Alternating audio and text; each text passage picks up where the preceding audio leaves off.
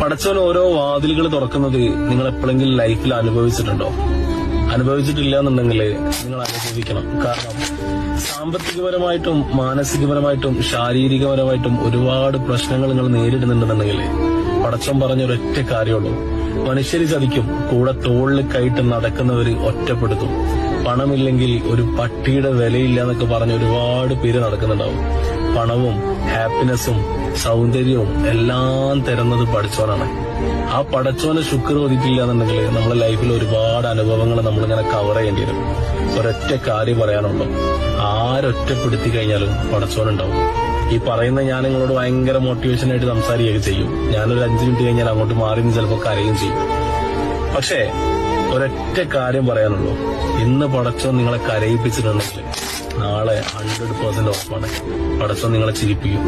ചിരിപ്പിക്കുന്നു പറഞ്ഞു കഴിഞ്ഞാല് അതൊക്കെ നിങ്ങൾ പ്രതീക്ഷിക്കുന്നതിനും അപ്പുറമായിരിക്കും. കാരണം ഈ ലോകത്തുള്ള നമ്മുടെ മനസ്സുകൊണ്ട്, നമ്മുടെ ശരീരം കൊണ്ട് നമ്മൾ വിചാരിക്കുന്ന എല്ലാ കാര്യങ്ങളും നിറവേറ്റി തരാൻ കഴിയുന്ന ഒരേ ഒരാളുള്ളൂ. അത് അഹദാണ്.